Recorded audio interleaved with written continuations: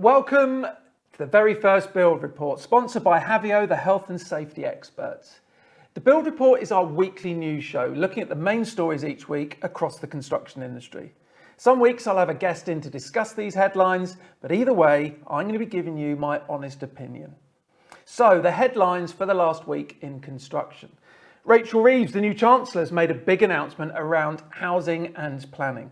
Following on from their manifesto commitments, she insisted the government would build 1.5 million new homes over the next 5 years, with mandatory housing targets being reintroduced. Local authorities would also get an extra 300 planning officers.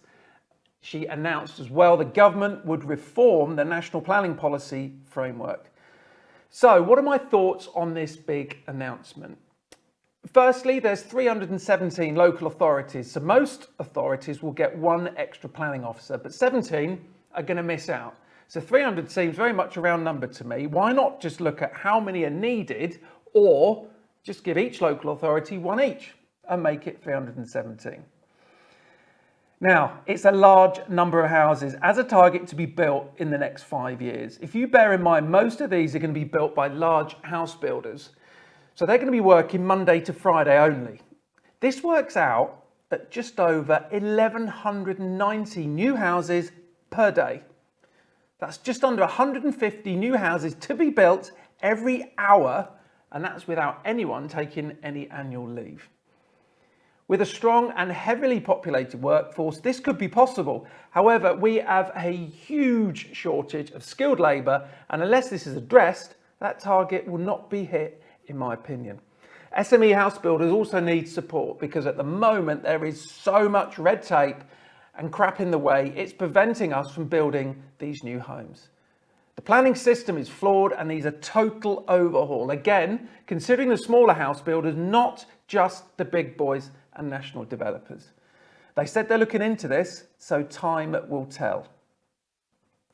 Now, there's also many other areas to consider. What is the construction of these new houses? Is it brick and block, prefab, SIPs, MMC, timber frame, eco blocks, or other methods of construction?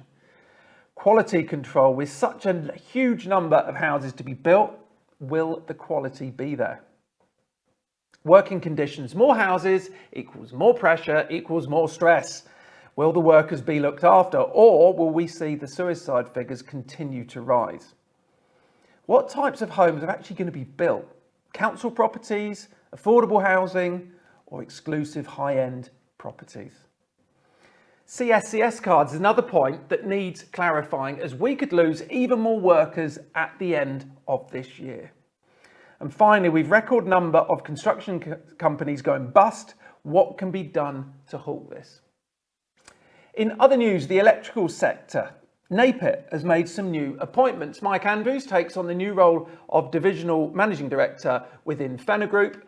Mike Andrews, CEO of Napit, steps up to take the new role of Divisional Managing Director for UK and Ireland Compliance and Certification Division within the Fenner Group. And Frank Bertie, Chief Technical Officer, he's going to be stepping into the role of MD at Napit.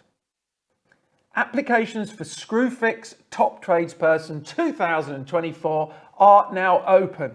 This award is celebrating 15 years of championing the trade. The winner will take home a £20,000 prize of tools, tech and training. A huge prize. So if you're a trade, enter now. We're desperate for apprentices, so it does sadden me when two young lads have got in touch with me who are desperate for an apprenticeship or at least some work, and they can't get anything. Firstly, Alfie has just left school in Warwickshire and he's looking for an apprenticeship in carpentry.